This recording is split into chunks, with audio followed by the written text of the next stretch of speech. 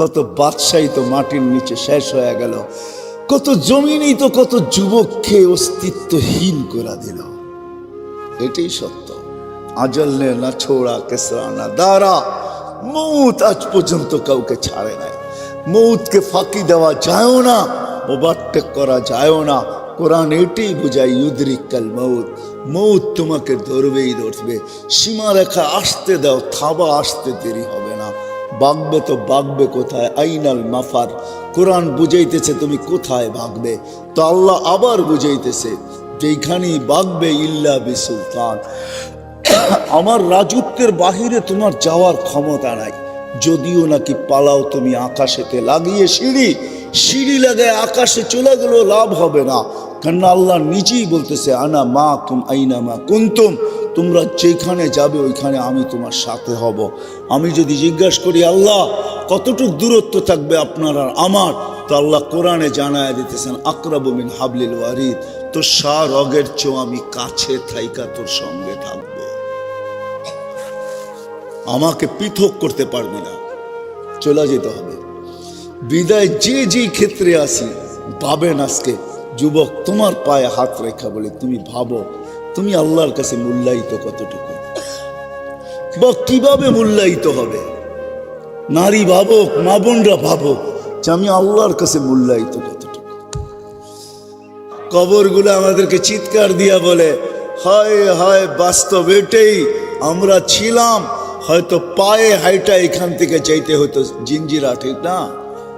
হ্যাঁ, মমিন কোম্পানির গাড়ি কয়জন দেখছেন আমার জানা নাই। রুদপুর পর্যন্ত জিঞ্জিরার থেকে মমিন কোম্পানির বাস আসতো, ঠিক না? ওই বাস যেটা চাবি দিয়ে স্টার্ট হইতো না, সামনে একটা আসিল, ঘুরাইতে ঘুরাইতে পরে স্টার্ট হইতো। হ্যাঁ, রুদপুর পর্যন্ত আসতে আসতে যে কয়বার বন্ধ হইতো, কয়বার যে ওরে ঘুরাইতে হইতো, এটা ওই বাচালাই জানে, আর কেউ জানে না, ঠিক না? একটা আসলে আরেকটা ক্রসিং করতে গেলে হায় হায় না জানি কতবার এটা পড়ছে পানির ভিতরে, এটাও কোনো হিসাব কিতাব নাই, কেননা রাস্তা ছিল কাঁচা চিপা। কবরগুলো আমাদেরকে এই কথাই বলে যে আমরাও একদিন ছিলাম। আজকে তোমরা আসো ফকফকে দুনিয়ায়, একদিন আমাদের মতো অন্ধকার ঘরে তোমরাও আসবে। আলহামদুলিল্লাহিল্লাযী লা তারাহুল উয়ুন ওয়া লা তুখালিতুহুদ দুনুন ওয়া লা ইয়াসিফুহুল ওয়াসিফুন ওয়া লা তুগায়্যিরুহুল হাওয়াদিস ওয়া লা ইয়াখশাদ দাওয়াইর ইয়ালামু মাসাকিলাল জিবাল ওয়া মাকাইলাল বিহার وعدد قطر الأمطار وعدد ورق الأشجار وعدد ما ظلم عليه الليل وأشرق عليه النهار ولا تؤاري منه سماء سماء ولا أرض أرضا ولا بحر ما في قاري ولا جبل ما في واري هو الحي القيوم عليك العظيم جواد الكريم حنان منان فعال لما يريد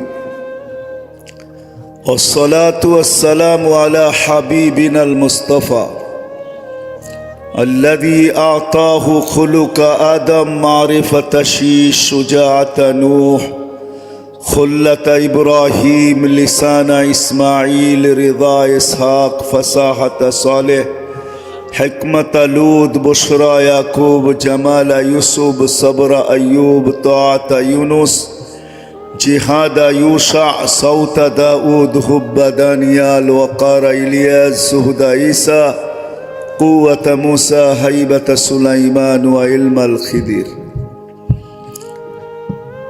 सल्लल्लाहु अलैहि व अला आलिहि व अस्हाबिहि व अत्बाइहि इला यौमिद्दीन अम्मा बादु फ़अऊज़ु बिल्लाहि मिनश शैतानिर रजीम बिस्मिल्लाहिर रहमानिर रहीम इन्नद्दीन इंदल्लाहिल इस्लाम व मन यब्तगी गैरल इस्लाम दीनन फलन युक़बल मिन्हु व हुवा फिल आखिरति मिनल खासिरीन وقال رسول الله صلى الله عليه وسلم ألا إن رخى الإسلام لدائرة ফাদুরু মাল ইসলামি হাইসু দার আও কামা ক্বালা আলাইহিস সালাতু ওয়াস সালাম। অত্র মাহফিলের সম্মানিত সভাপতি, উপস্থিত ওলামায়ে কেরাম, বিভিন্ন এলাকা থেকে আগত মুসলমান ভাইয়েরা, যেই পর্যন্ত লাউড স্পিকারের আওয়াজ পৌঁছতেছে ঘরের অন্তরালে মা ও বোনেরা, কোরআন হাদিস থেকে যতটুকুই তেলাওয়াত করলাম, আশা রাখি একই সামনে রেখে কিছু কথা রাখবো, সাথে সাথে দোয়ার দরখাস্ত।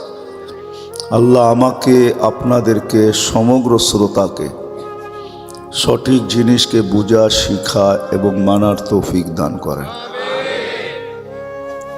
আমার কাছে কিন্তু সুর টুর নাই, যেটা নাই ওটা কোত্থেকে দিব। আমার কথা কিন্তু এরকমই কাটা কাটা হবে। আশা করি ধ্যান দিয়া শুনলে হয়তো বুঝে আসতে পারে, কিন্তু যদি মনে করেন এত বড় হুজুর সুর টুর হয়তো দিয়ে আমাদেরকে পাগল করবে, এটা আমার কাছে নাই, আমি দিতে পারবো না। বিদায় কথা এরকমই হবে, আশা করি ধ্যান দিয়া শুনবো। আর দিলের কথা ধ্যান দিয়েই শোনা উচিত, নাইলে দিলে গাথে না। আর যেটা দিলে না গাথে ওটা করা সম্ভব হয় না। আর দিলে যখন গাথে তখন বাপের বিটা বিক্রি করতেও দ্বিধা হয় না। মনে হয় উদাহরণটা বোঝেন নাই। বহুত মানুষ কিন্তু বাপের বিটা বিক্রি করেও বিদেশ গেছে, কেননা দিলে গাইথা গেছে, এই জন্য বাপের বিটাটা পর্যন্ত বিক্রি করে ফেলছে। বাপসে এরকম বিটা বহুত কিনা যাবে যদি যাইতে পারি, যদি লাইগা যায়। কিন্তু অনেকে আবার কিনেও দেখাইছে, আবার অনেকের ভাগ্য তার পক্ষে দেয় নাই, সাথ দেয় নাই, সঙ্গ দেয় নাই, তো যেটা ছিল ওটাও হারায় ফেলছে। তো আসল হলো কান দিয়া যখন ধ্যান দিয়া শুনবো তো দিলে গাঁথবে। আর দিলে গাঁথলে করা সহজ হবে। প্রবাদ বাক্য তো শুধু শুধু হয় নাই, কয় যদি থাকে বন্ধুর মন নদী পাড়িতে কতক্ষণ। বন্ধুর মন থাকলে শীতকালের দিনও নদী পারন যায়, ঠিক না? আর যদি বন্ধু মনে গাথা না থাকে, তাহলে মাঝে মাঝে ফোনে বলে, এতটুকুই বলা তাকে বুঝ দিয়া দেয়, হ্যাঁ হ্যাঁ আসবো আসবো আসবো। এই জন্য যত ধ্যান দিয়া শুনবো তত দিলে গাঁথবে, আর গাঁথলেই করা সহজ হবে। আর করলেই এই জীবনটা সুন্দরও হবে, আবার এই জীবনটা গ্রহণযোগ্যতাও পাবে। কেন আমাদের এই জীবনটা গ্রহণযোগ্যতা পাওয়া, এটাই হলো সবচেয়ে বড় উদ্দেশ্য। গ্রহণযোগ্যতা দুনিয়ায় না, দুনিয়া তো গ্রহণযোগ্যতার রাস্তা হাজারো আছে, হাজারো ভাবে মানুষের গ্রহণযোগ্যতা দুনিয়ায় আছে। যুবকরা ভালো বুঝবে, ক্রিকেটের ব্যাটটাও কিন্তু কাঠের, আবার বলটাও কিন্তু কাঠের। ক্রিকেটের যে বল, অরিজিনাল বলটা কিন্তু কাঠ দিয়া বানানো হয়, উপরে চামড়া দিয়া এটাকে সেলাই করা হয়। ভাইবেন না যে ক্রিকেটের বলটার ভিতরে বাতাস ঢুকানো আছে, না, ওটা কাঠ দিয়া তৈরি, দুটোটাই কিন্তু কাঠের। ওইটা পিটাইও গ্রহণযোগ্যতা পাওয়া যায়, কিন্তু দুনিয়ার গ্রহণযোগ্যতা নিয়ে আমার আলোচনা না। আমার আলোচনা হলো যুবক আল্লাহর কাছে যৌবন দিয়া গ্রহণযোগ্যতা পাবে কিভাবে, এটা হলো আমার আলোচনার বিষয়। নারীত্ব দিয়ে আল্লাহর কাছে গ্রহণযোগ্যতা পাবে কিভাবে? সমাজের মানুষ দুনিয়াতে যেই আমরা আসি, যেই স্থানে আসি, আমাদের একটা স্থান আছে, প্রত্যেকের একটা অ্যাবিলিটি আছে, প্রত্যেকের একটা গ্রহণযোগ্যতা আছে। ইংলিশে যদি বলতে চান, প্রত্যেকের আমাদের একটা পজিশন আছে। পজিশন, স্বামীর কাছে স্ত্রীর একটা পজিশন আছে। স্ত্রী যখন হয় তখন তার স্ত্রী হিসাবে একটা পজিশন দাঁড়ায়। যখন কোথাও জামাই হয় তো জামাই হিসাবে ওই বাড়িতে তার একটা পজিশন দাঁড়ায়। পজিশন বোঝেন তো, স্থান। বিদায় আমরা দুনিয়াতে যার যেই পজিশন আছে, হতে পারে আমাদের বাজারের চৌকিদার সে, রাত্রে এই দোকানগুলোকে পাহারা দেয়, একটু পরপরই বাঁশি বাজায়, হতে পারে সে চৌকিদার, কিন্তু তারও কিন্তু একটা পজিশন আছে, স্থান আছে। সেও বাড়ির কর্তা, বাড়ির বড়। বিদায় দুনিয়া আমরা যেই ক্ষেত্র নিয়ে আসি, যেই পজিশন নিয়ে আসি, এই পজিশনের মাধ্যমে আমি আল্লাহর কাছে মূল্যায়িত কিভাবে হব, এটাই হলো আমার বিষয়। এই জন্য আবারও বলতেছি, কথাগুলা যদি ধ্যান দিয়া শুনি হয়তো ভিতরে গাঁথতে পারে। আমি আমার পজিশন বুঝতে পারি, তখন দেখা যাবে যুবক যুবক থাকবে, কিন্তু জমিনে যখন চলবে তো আল্লাহ পর্যন্ত দেখা বলবে ইন্নি উবাহি বিহিল মালাইকা। আল্লাহ পর্যন্ত যুবককে দেখা বলবে, যুবক তোকে নিয়ে আমি ফেরেশতাদের উপরে গৌরব করি। যখন যুবক নিজের পজিশন বুঝবে, দুনিয়াওয়ালাদের কাছে না। দুনিয়ার মানুষ তো মানুষকে মূল্যায়ন করে হাজারো বস্তুর মাধ্যমে, হাজারো জিনিসের মাধ্যমে। আমি দুনিয়াওয়ালাদের কথা বলতেছি না, কে কোন জিনিস দিয়া মূল্যায়িত এটা আমার বিষয় না।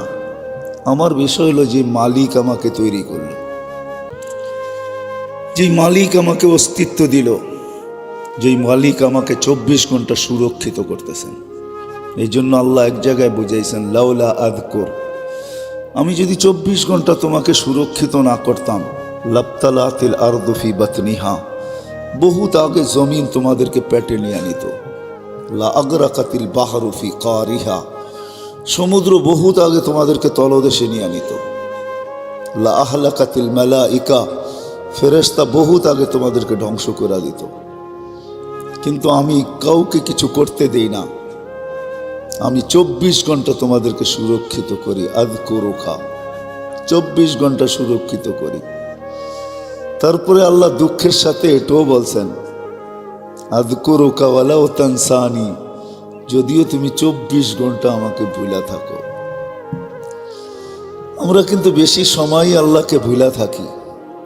হাটওয়ালাকে দেখেন, বাজারওয়ালাকে দেখেন, রোডওয়ালাকে দেখেন, ঘাটওয়ালাকে দেখেন, হাটওয়ালাকে দেখেন, বাজারওয়ালাকে দেখেন, খেতওয়ালাকে দেখেন, খামারওয়ালাকে দেখেন, মেইলওয়ালাকে দেখেন, ফ্যাক্টরিওয়ালাকে দেখেন, অফিসওয়ালাকে দেখেন, আদালতওয়ালাকে দেখেন।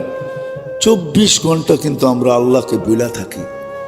কতটুক সময় আমরা আল্লাহকে স্মরণ করি বলেন? কয়জন স্মরণ করি আল্লাহকে? 24 ঘন্টার ভিতরে কতটুকু করি? অতটুকু ভোগ করি কতটুকু? আমি একটা উদাহরণ দিতেছি। 24 ঘন্টায় আমরা 550 লিটার অক্সিজেন ব্যবহার করি। 550 লিটার প্রতিদিন।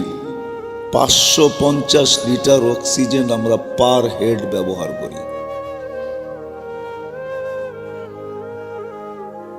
ডেলি 1,60,000 বার শ্বাস প্রশ্বাস নেই। আমরা এখানে যারাই বসে আছি, শ্বাস নিতেছি, ছাড়তেছি, অক্সিজেন নিতেছি, ছাড়তেছি। হায়, কেউ বলতে পারবে না আমি এখানে 1 ঘন্টা বসে এতবার নিছি। বিনা দ্বিধায় নিতেছি আর ছাড়তেছি, কোনো সমস্যা হইতেছে না। হায়, 2 ধরনের মানুষ দুনিয়াতে আছে। যাদের অ্যাজমা আছে ওদেরকে জিজ্ঞাসা করেন শ্বাস নিতে কত কষ্ট, ছাড়তে কত কষ্ট। এর চেয়ে বড় প্রমাণ হলো যান ঢাকা শহরে এখনো অনেকগুলো হাসপাতালে করোনার চিকিৎসা হয়। এখনো 2-4-10 জন 20 জন পাওয়া যাবে যারা ভেন্টিলেটারে পড়ে আছে। ওদেরকে জিজ্ঞাসা করেন শ্বাস নিতে কষ্ট কত, শ্বাস ছাড়তে কত কষ্ট। কিন্তু ওর চতুর্দিকেও কিন্তু অক্সিজেন পড়া রয়েছে, অক্সিজেন বোঝায় ওর চতুর্দিকে। আপনার আমি বসে আছি, আপনাদের বিজ্ঞান বলে প্রত্যেকের উপরে 288 টন অক্সিজেনের চাপ দিয়া রাখছে আল্লাহ আমাদের। ওর চতুর্দিকে অক্সিজেন আছে, কিন্তু নিতে জান বাইরে যেতেছে, ছাড়তেও জান বাইরে যেতেছে। আপনি আর আমি ডেলি 550 লিটার অক্সিজেন নেই। হায়, যদি পানির লিটার হিসাবে 1 লিটার পানি কত? আর এই বাজারে 1 লিটারের পানির বোতল কত? আচ্ছা আমি 20 টাকা বাদ দিলাম, যদি আল্লাহ 1 টাকা লিটার নিতেন তো ডেলি কয় টাকা জমা দিতে হতো? হ্যাঁ, হায় যুবক, তোমার মোবাইলে যদি টেকনোলজির মাধ্যমে যদি তোমার মোবাইলে ফ্রি পেড সিস্টেম করতে পারে যে টাকা শেষ, কথা কেটে যাবে, যদি বিদ্যুতে ফ্রি পেড করতে পারে টাকা শেষ, বিদ্যুতের সংযোগ বিচ্ছিন্ন হয়ে যাবে, বিদ্যুৎ অফিসালাদের আসতে হবে না, তাইলে যে আল্লাহ আকাশ জমিন সব কিছু তৈরি করছেন, তোমার মতো আমার মতো 1 ফোঁটা পানির থেকে তৈরি করছেন, ওই আল্লাহ কি সিস্টেম ফিট করতে পারতো না যে আমার টাকা দিব না অক্সিজেন চলবে না? না পারতো না? না আপনাদের কথাই সত্য হয়ে গেল, আল্লাহ সব দিয়া খালি হয়ে গেছে? হ্যাঁ, আল্লাহ কি খালি? তাইলে তো ওদের কথাই সত্য, আল্লাহর দন নবীরে দিয়া আল্লাহ গেছে খালি হয়ে। আল্লাহ কি খালি? না না না, যদি আল্লাহ খালি হয়ে যেত তাইলে আসে কোত্থেকা? হ্যাঁ, আল্লাহ খালি হয় না। বিধায় আমার বুঝানোর উদ্দেশ্য হলো, যে যেই ক্ষেত্রে আসি, নারী নারীত্বের ভিতরে, যুবক যৌবনের ভিতরে, বৃদ্ধ অবস্থায়, দোকানওয়ালা দোকানে, হাটওয়ালা হাটে, বাজারওয়ালা বাজারে, খ্যাতওয়ালা খেতে, খামারওয়ালা খামারে, অফিসওয়ালা অফিসে, আদালতওয়ালা আদালতে, মেইলওয়ালা মেইলে, ফ্যাক্টরিওয়ালা ফ্যাক্টরিতে, বাড়িওয়ালা বাড়িতে, ঘরওয়ালা ঘরে, রোডওয়ালা রোডে, ঘাটওয়ালা ঘাটে, সে আল্লাহর কাছে মূল্যায়িত হবে তো হবে কি করে? এটাই হলো আমার আলোচ্য বিষয়, এটাই হলো আমার ভাবানের বিষয়। কেননা কার প্রদীপ কখন নিচবে কেউ জানে না। এই গ্রামেও 2-4টা কাহিনী হবে যে সকালে বড় সেই জায়গায় যা বাহির হয়েছে যুবক, চোখ ভরা স্বপ্ন ছিল, বুক ভরা আশা ছিল, স্বপ্ন দেখলেও দেখা যেত যে স্বপ্নের কোনো শেষ নাই, কত স্বপ্ন সে দেখতেছিল। কিছু স্বপ্ন তো মানুষ ঘুমে দেখে, আর অধিকাংশ স্বপ্নই মানুষ সজাগ অবস্থায় দেখে। সে কিন্তু সজাগ অবস্থায় স্বপ্ন দেখতেছিল যে কাল পরশু এটা হবে, তরশু এটা হবে, 1 মাস পরে এটা হবে, 2 মাস পরে এটা হবে, 1 বছর পরে এটা হবে, 2 বছর পরে এটা হবে। বুক ভরা আশাও ছিল, ঘরের থেকে সকালে বাহির হয়েছে, বিকালে লাশ হয়ে ফিরে আসছে। এরকম উদাহরণ এই এলাকায় আছে না? নাই? হ্যাঁ, এটাই সত্য। মানুষ জিনিস তৈরি করে আর নিজেই লেখে, কতদিনের গ্যারান্টি। হায় হায়, জান জান জান, RFL এর জিনিসের উপরও গ্যারান্টি কার্ড লেখা আছে, ঠিক না? ঘরের পাংখাগুলার ভিতরে গ্যারান্টি কার্ড লেখা আছে, প্রত্যেকটা প্রসাধনী জিনিসের গায়ে গ্যারান্টি কার্ড লেখা আছে। কিন্তু যেই কার্ডটা লেখলো, ওরে যদি জিজ্ঞাসা করি তোর গ্যারান্টি কত দিনের, তো একটা মুস্কি হাসি দিয়া বলবে জানি না। হায় হায়, সত্য এটাই। যুবকের যৌবনের গ্যারান্টি নাই, আমাদের কারো গ্যারান্টি নেই।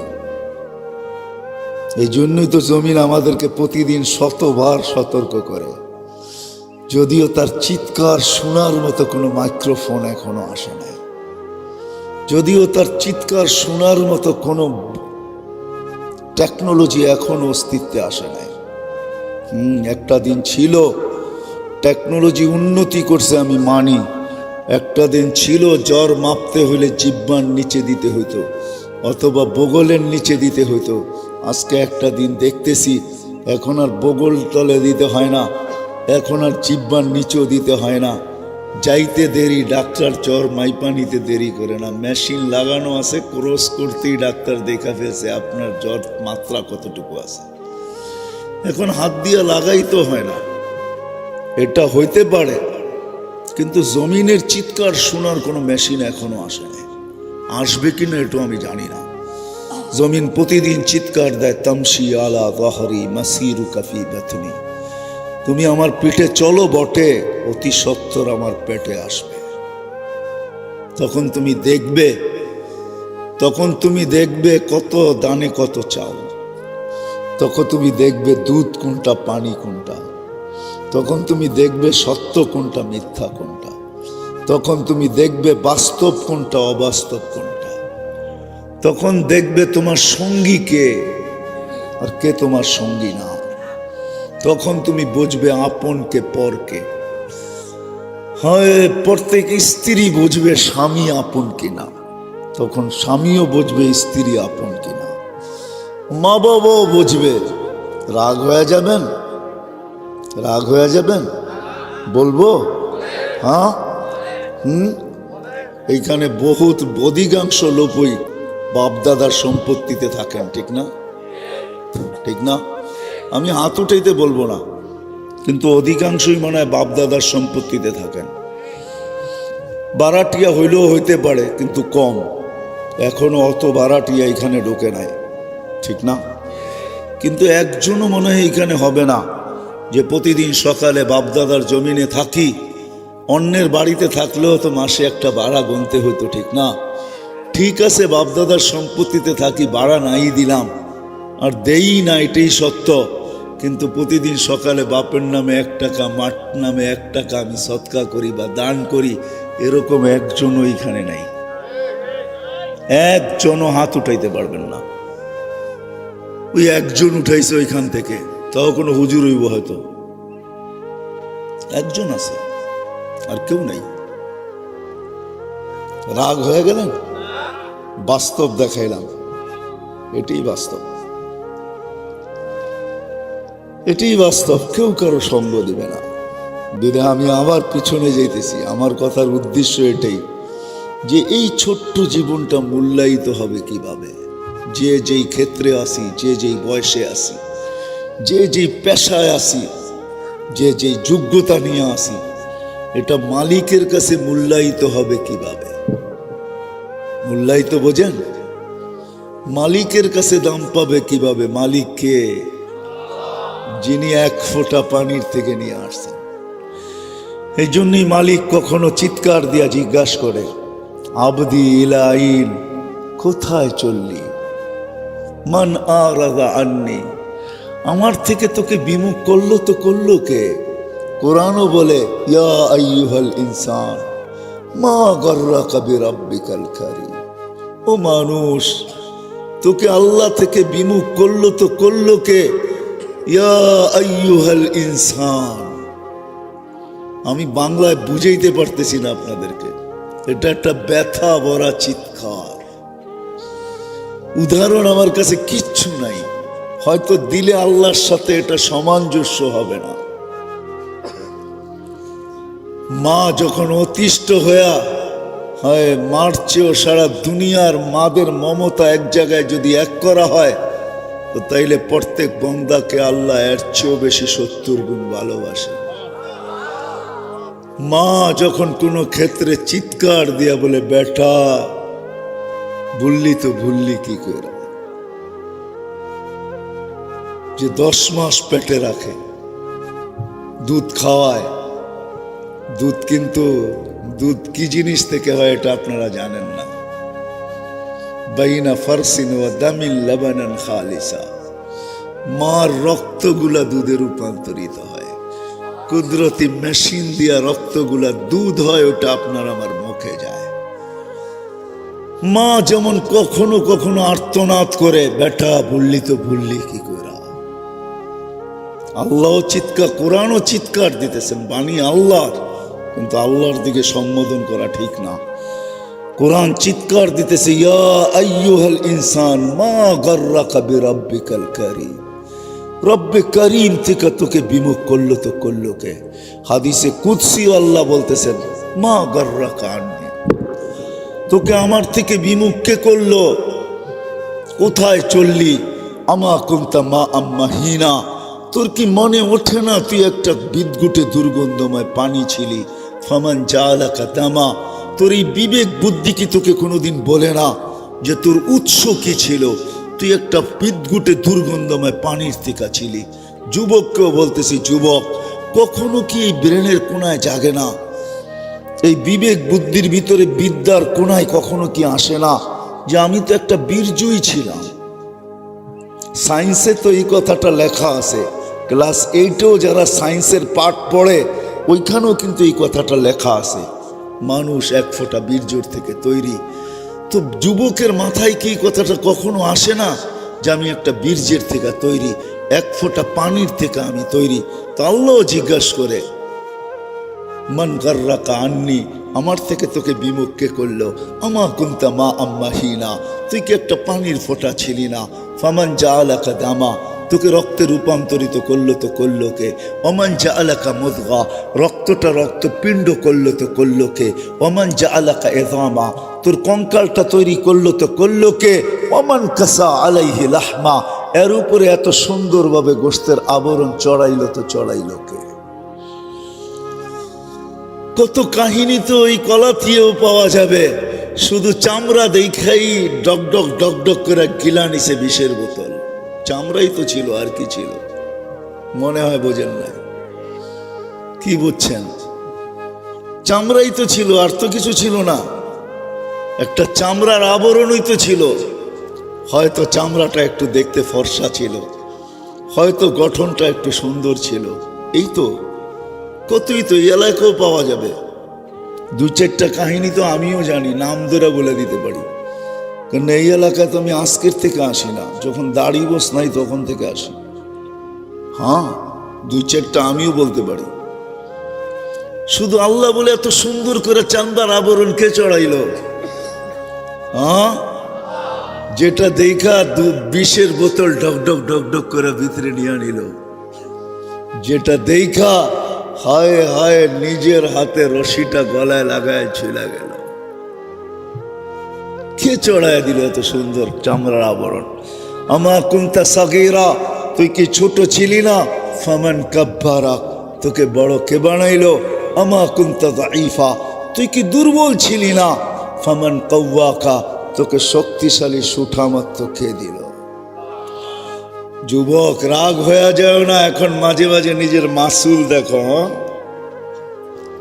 দেখো মাসুলটা কিরকম, ঠিক না? মাঝে মাঝে নিজের ফিটনেসটা দেখো, ঠিক না? মাঝে মাঝে নিজে দেখেই আবার একটু ভাবলাও যে আমাকে তো বড় সুন্দরী দেখা যায়, ঠিক না? চুলের স্টাইল কি আমার, ঠিক না? গঠন কি আমার, ঠিক না? স্বাস্থ্যটা কিরকম, ঠিক না? ফুটবলে ভালো মতে মারলে ফাইটা যাবে, দেওয়ালে ঠুয়া মারলে দেওয়াল ভাঙা যাবে। আল্লাহ বলে তুই তো দুর্বলই ছিলি, তোকে শক্তিশালী সুঠামত্ব দিল তো দিল কে? বলো যুবক, তোমাদের পায়ে হাত রেখা বলি, কতদিন তুমি ভাবছ যে এই সুঠামত্ব আমাকে দিল তো দিল কে? বলো কতদিন ভাবছ? আমি তোমাদের বিবেকে আঘাত করতে চাইতেছি, আমার কাছে সুর মন নাই।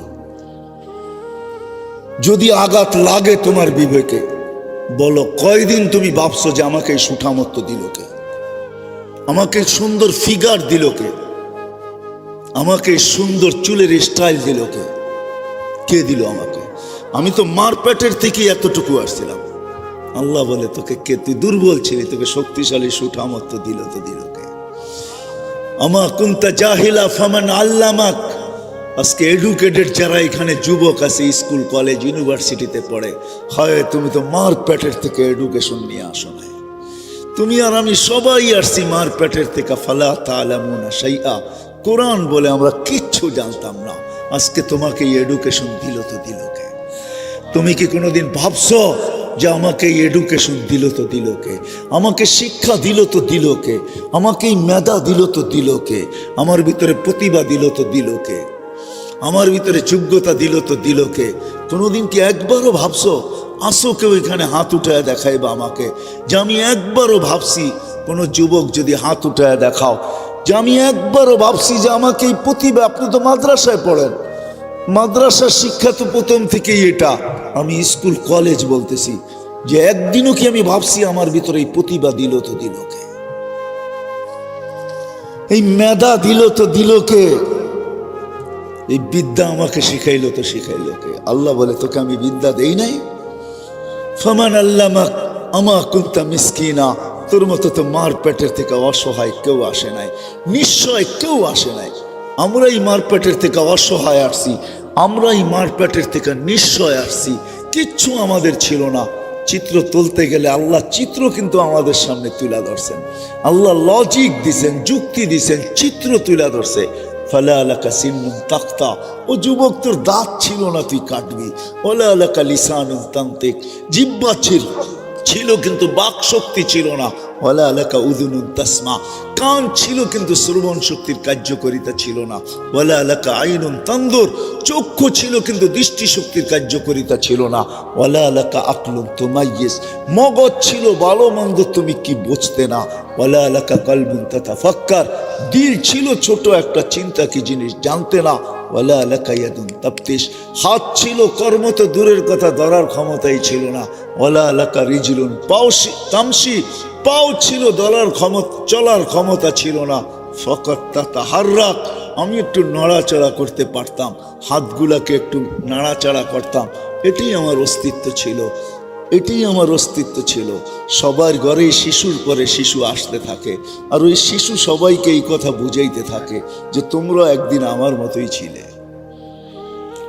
আজকেও যদি তুমি বাবা, তুমি মা, কিন্তু শিশু কিন্তু বাকশক্তি থাকে না, সে কিন্তু চিৎকার দিয়া বোঝায়। হ্যাঁ, এটাই সত্য।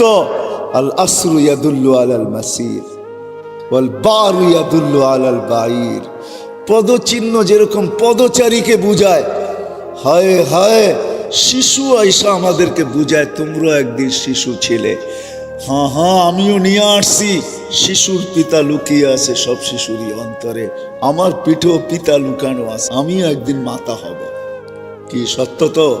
আল্লাহ বলে এরকম তোমার চিত্র ছিল, আমি তোমাকে সাজাইছি, আজকে একটা ব্যক্তিত্ব পর্যন্ত তোমাকে পৌঁছাইছি, তুমি একটা স্থানে আসছো, একটা পজিশন তুমি গ্রহণ করছো। দিদা আমি আবার পিছে যাইতেছি। আমরা যেখানেই থাকি না কেন, যেই ক্ষেত্রেই থাকি না কেন, যেই পজিশনেই থাকি না কেন, যেই পজিশনেই থাকি না কেন, কিন্তু এটাকে মূল্যায়িত করতে হবে, দামি বানাইতে হবে, দামি। যুবকের যৌবন দামি বানাইতে হবে। প্রথমে আমি শুনায়া দিছি যে আল্লাহ যেন দেখা বলে ইন্নি উবাহি বিকাল মালাইকা, আমি ফেরেশতাদের উপরে তোমাকে নিয়ে গৌরব করি।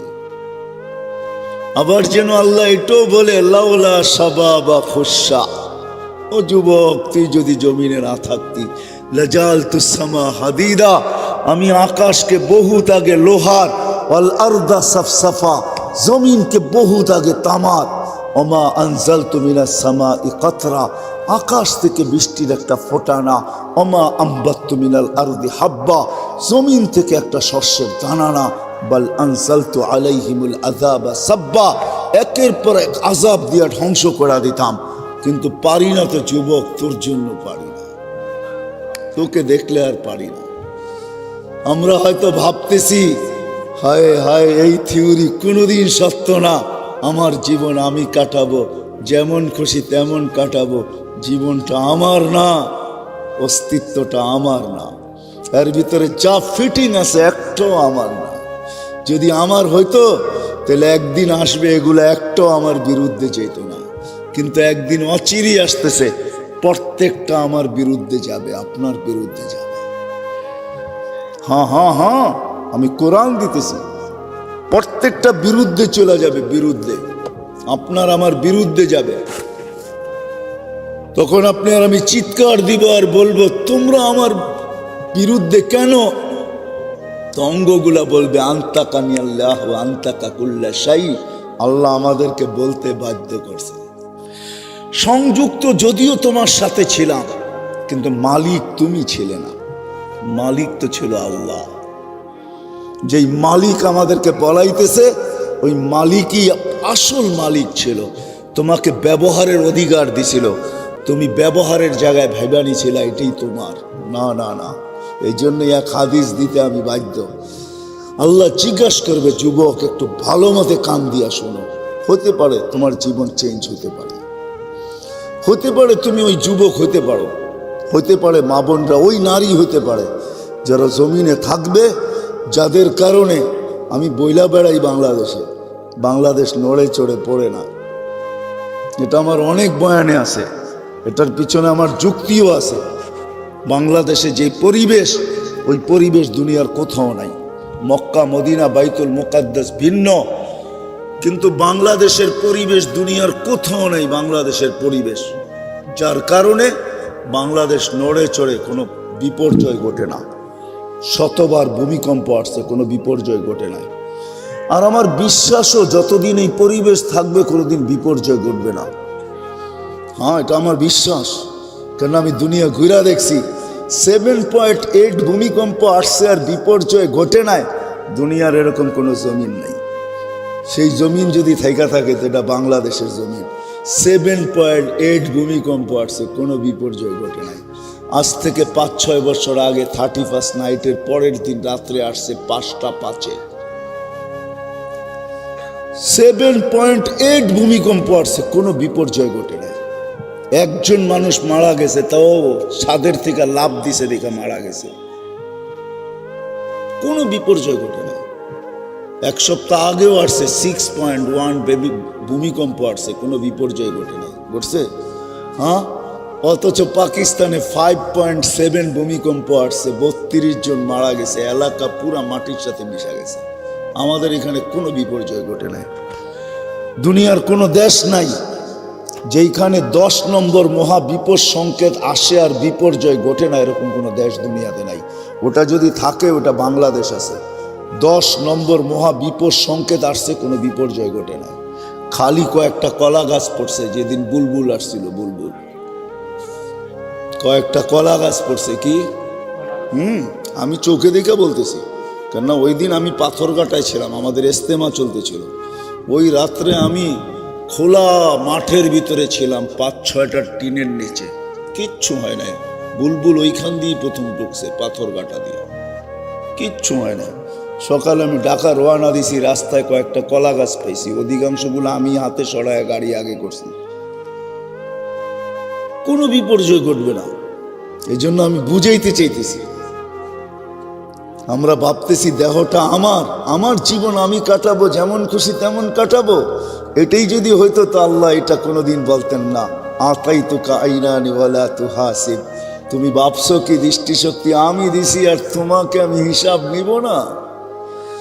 13 কোটি ক্যামেরা এক এক চোখে, প্রত্যেক ক্যামেরা একসাথে কাজ করে, একসাথে। কোনো মোবাইলের ক্যামেরা নাই একসাথে কয়েকটা কাজ করতে পারবে।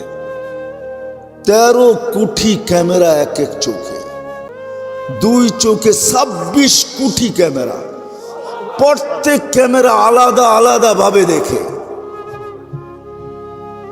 26 কোটি ক্যামেরা 2 চোখে।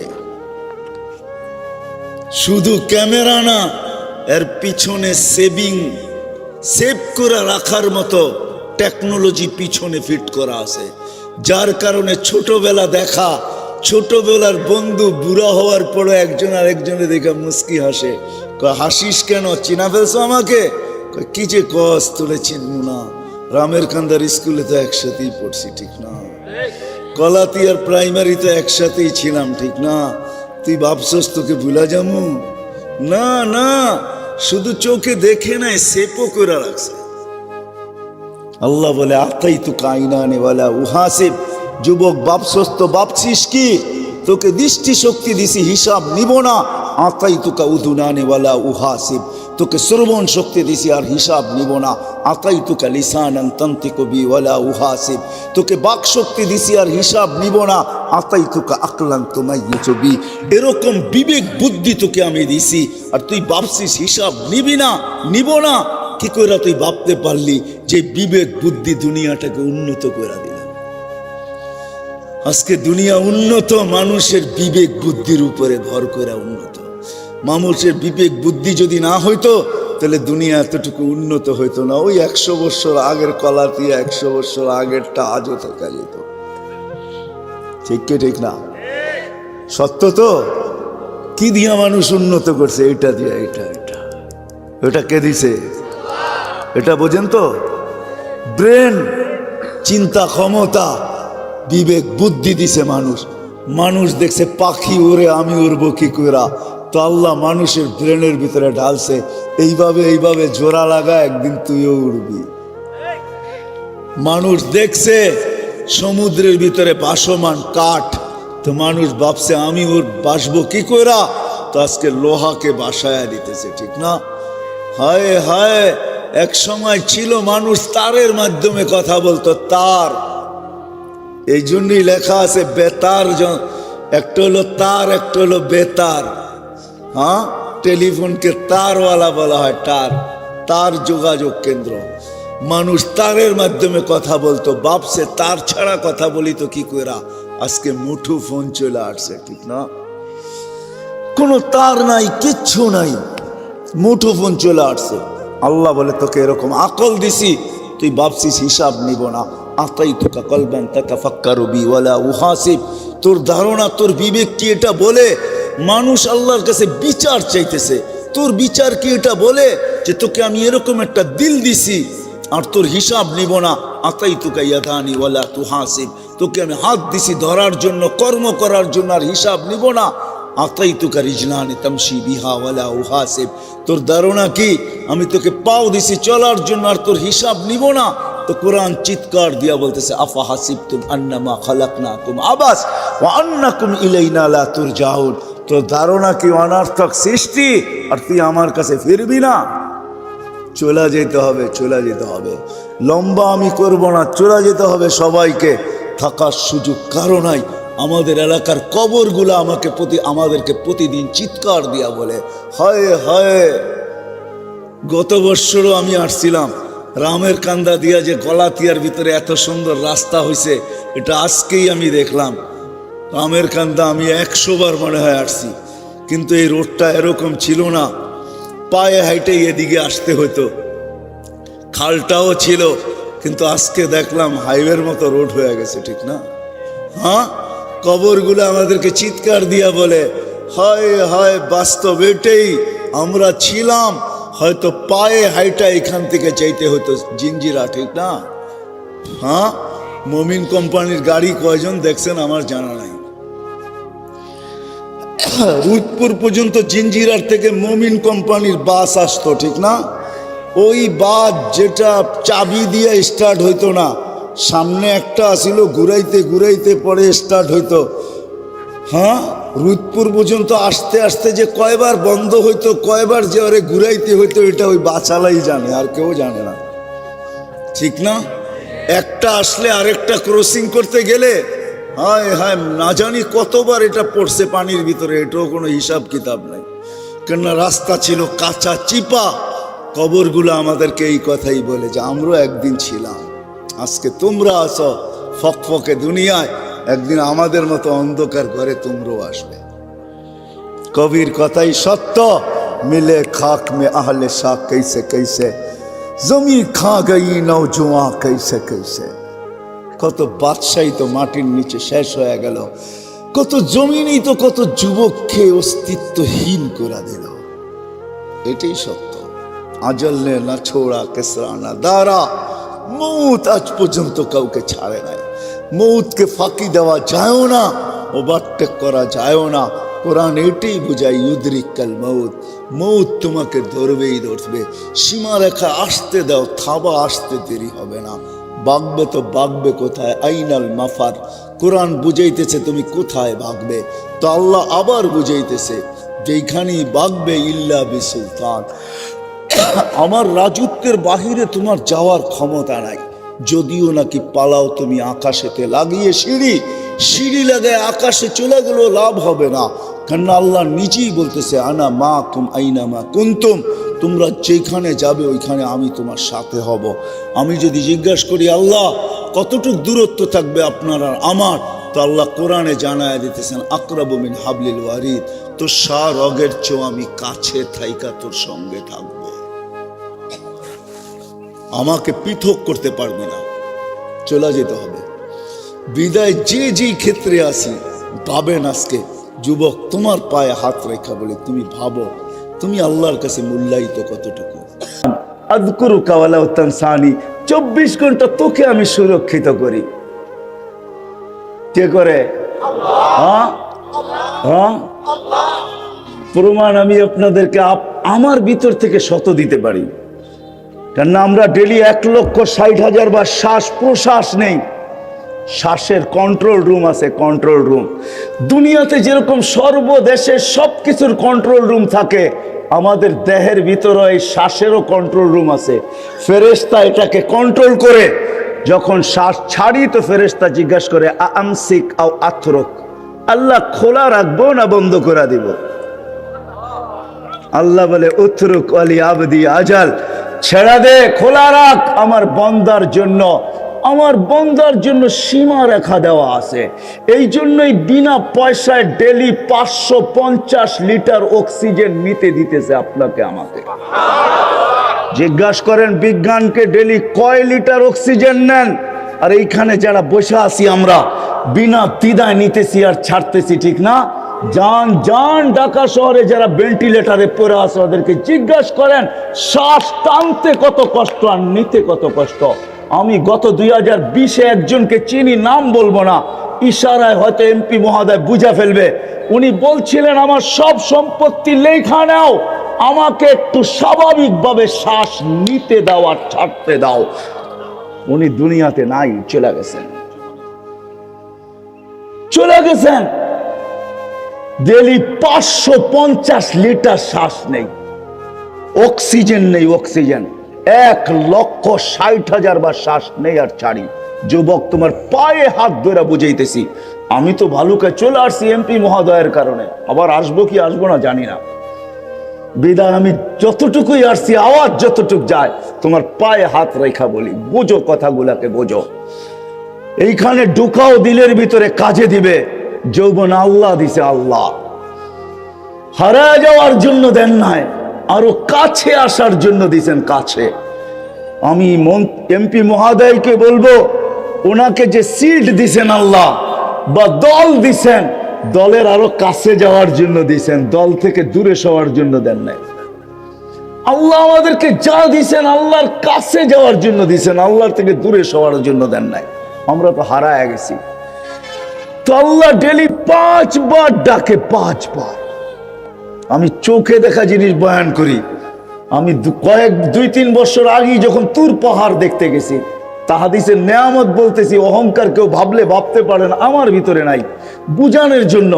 আমি এই পর্যন্ত 99টা দেশ দেখছি, 99টা। একটা হলেই সেঞ্চুরি পুরা হবে। আল্লাহ দুনিয়ার সমস্ত মহাদেশ আমাকে দেখাইছে। দুনিয়ার এরকম কোন কোরআনে জায়গা নাই যেটা আল্লাহ আমাকে 2 চোখ দিয়ে না দেখাইছে। তাহাদিসের নেয়ামত বলতেছি এই জন্য আপনাদেরকে বুঝাইতে যেন পারি, এই জন্যই মনে হয় আল্লাহ দেখাইছেন। তুর পাহাড়ের পদদেশে যখন আমি গেছি, তখন আমার এই হাদিস মনে উঠছে যে এইখানেই তো মুসা আলাইহিস সালাম আল্লাহর সাথে কথা বলতেন। আর মুসা আলাইহিস সালাম প্রশ্ন করছিলেন, তুকাল্লিমু মাই হাল তুকাল্লিমু আহাদান গায়রি, আল্লাহ আমার সাথে কথা বলেন, কারোর সাথে বলবেন? আমার সাথে কথা বলেন, কারোর সাথে কথা বলবেন? তো আল্লাহ বলছে তুমি কোথায়, আমি কোথায়? তো আল্লাহ বলছে আমি পদদেশে, আপনি হয়তো চূড়ায় হবেন। তো আল্লাহ বলছে না, বাইনি ওয়া বাইনাকা ৭০ আলফা হিজাব, তোমার আমার মাঝে ৭০,০০০ পর্দা, আনা ওয়ারা আল হিজাব, আমি পর্দার ওই পারে, তুমি এই পারে। বলছে সাতাতি উম্মাতুন, এক উম্মত আসতেছে যারা আমার সাথে কথা বলবে, যাদের সাথে আমি কথা বলবো।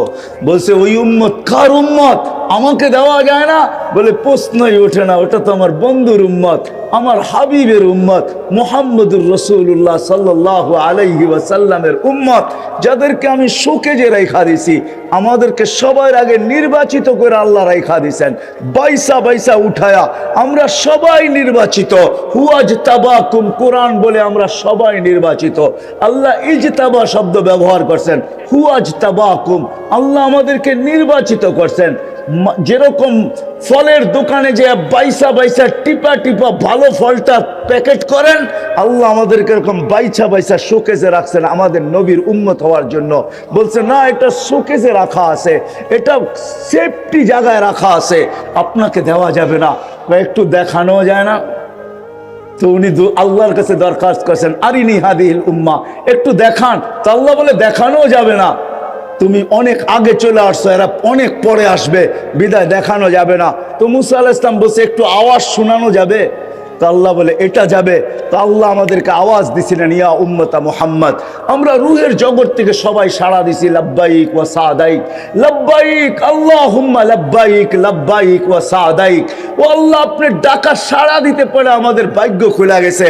মুসা আলাইহিস সালাম বলছে, মুসা আলাইহিস সালামকে আল্লাহ জিজ্ঞাসা করছে, আওয়াজ কিরকম শুনলা? মা সামিতু আহসানা কাত্তু, এরকম সুন্দর আওয়াজ জীবনে শুনি নাই। কিন্তু আরেকটা বলছে, এটাও লম্বা হয়ে যাবে, বলছে এত সুন্দর ভাষায় কেউ জবাব দিতে পারে, এরকম সুন্দর শব্দে কেউ জবাব দিতে পারে, এটা আমার ধারণা ছিল না, এত সুন্দর শব্দে জবাব। তো আল্লাহ বলছে, ঠিক আছে মুসা আলাইহিস সালাম, আজকের থেকে আমার ঘরে যে আসবে এহরাম বাঁধবে, বাঁধার সাথে সাথে নিয়ত করার সাথে সাথে যে শব্দ দিয়ে আমাকে ডাকবে, এই শব্দ আমি ওইখানে ফিট করলাম। এই জন্য হজে হোক উমরায় হোক, নিয়ত বাঁধার সাথে সাথে যে চিল্লান দিতে হয়, লাব্বাইক আল্লাহুম্মা লাব্বাইক, এই শব্দ ওইখান থেকে আসছে। তো বলছে এরা কথা কখন বলবে? বলে ইদ হুম ইয়াসজুদুন, যখন তারা সেজদায় যাবে। সেজদায়, হায় হায় হায়, শুকর শুধু শুধু বলে নাই, 5 বার ডাকে মালিক। কে ডাকে? আল্লাহ ডাকে আল্লাহ। আর আমরা হারায় যায় কি বলি? প্রত্যেকে আমরা বলতে থাকি ব্যস্ত ব্যস্ত ব্যস্ত ব্যস্ত ব্যস্ত ব্যস্ত, ঠিক না? চলেন এই হাদিসে শুনে দিই আপনাদেরকে, এরও অবসান ঘটবে। মৃত্যু হইতে দেরি, কানে পর্দা ফাটতে দেরি হবে না। ফেরেশতা চিৎকার দিয়ে জিজ্ঞাসা করবে, আইনাল ইশতিগাল, বল তোর ব্যস্ততা কোথায় বল। তুই না বলতি বড় ব্যস্ত? আল্লাহ 5 বার ডাকতো, যুবক হোক আর বৃদ্ধ হোক, নারী হোক আর পুরুষ হোক, হাটের হোক আর বাজারের হোক, ক্ষেতের হোক আর খামারের হোক, মেলের হোক আর ফ্যাক্টরির হোক, অফিসের হোক আর আদালতের হোক, রোডের হোক আর ঘাটের হোক, যেই ব্যক্তি হোক, আজানের ধ্বনি কানে আসছে, নামাজের সময় জানা আছে, আল্লাহ ডাকছেন আসে নাই, শুধু বাহানা দিছে, আই এম ভেরি বিজি, আমি ব্যস্ত ব্যস্ত ব্যস্ত ব্যস্ত ব্যস্ত। মরতে দেরি, কানের পর্দা ফাটতে দেরি হবে না।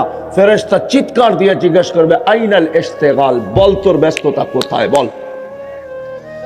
তারপরে ফেরেশতা জবাব দিবে, বলবে জালাল ইশতিগাল, তোর ব্যস্ততার অবসান ঘটায় দিছি। আর তোকে কোনোদিন কেউ ব্যস্ত দেখবে না, আর তুইও আর কোনোদিন ব্যস্ত বলবি না। তোমারও ব্যস্ত বলার কোনো সুযোগ নাই, কেউ তোমাকে আর কোনোদিন ব্যস্ত দেখবে না। কিন্তু শোনো কান পাইতা বাকিয়াল ওয়াবাল, সব গাটি তোমার সামনে আছে। মন্ত্রী এমপি মহোদয় ঢাকা শহর থাকে বিদায় উনিও জানে, আমি নাম বলবো না, এরকমও সন্তান আছে যার মা বাবা পাহাড় রেখা গেছে, পাহাড়। 2020-এ সন্তান মা বাবার কবরস্থানও চিনে না, কবরও চিনে না, কোন কবরস্থানে দাফন হয়েছে এটাও জানে না, কবর কোনটা এটা তো চিনেই না। শুধু ফোন করে বলছে সংস্থাকে, আপনারা সৎ কাজ করে দিয়েন। যেই সংস্থা সৎ কাজ করছে সেও তো পিপি পড়ছে, সেও তো মাস্ক পড়ছে, সেও তো প্রোটেকশন নিছে, পারতো 2-4-10,000 টাকা খরচ করে সন্তান প্রত্যেকে প্রোটেকশন নিয়া, ওই পিপি পড়া, ওই প্রোটেকশন নিয়া, ওই পিপির ভিতর থেকে 2টা চোখের পানি ছেড়া দিয়া, 2টা ফোঁটা জড়ায়া দিয়া মা বাবার লাশকে কবরে দিতে পারতো। কিন্তু তারা শুধু ফোন করছে, আমরা আসবো না, আপনারা সৎ কাজ করে দেন। আমি এমপি মহোদয়কে বলতে চাইতেছি না, উনি ইঙ্গিতে বহুত কিছু বুঝা ফেলছে। আমি চিনি, আমি ঢাকা শহরে থাকি, আমি সারাদিন দুনিয়া চৈসা বেড়াই। রাগ হয় না, গত মাসের 23 তারিখে আসছি আমি আমেরিকা থেকে, তারপরে শুরু হয়েছে প্রোগ্রাম। আমি চিনি, দুনিয়া চিনি, কোনো মহাদেশ বাকি নাই, কোনো উন্নত দেশ বাকি নাই, আমি সব চিনি। এই জন্য ইঙ্গিতে বললাম, মেরে দোস্ত মেরে দোস্ত মেরে দোস্ত, এটাই সত্য। আল্লাহ 5 বার ডাকে, আমরা ব্যস্ততার বাহানা দিয়ে চলে যাই। এই জন্যই আব্দুল কাদের জিলানী রহমতুল্লাহ আলাইহি লিখতে বাধ্য হয়েছেন, আল্লাহ অলিকুল শিরোমণি, চিনেন ওনাকে না চিনেন না?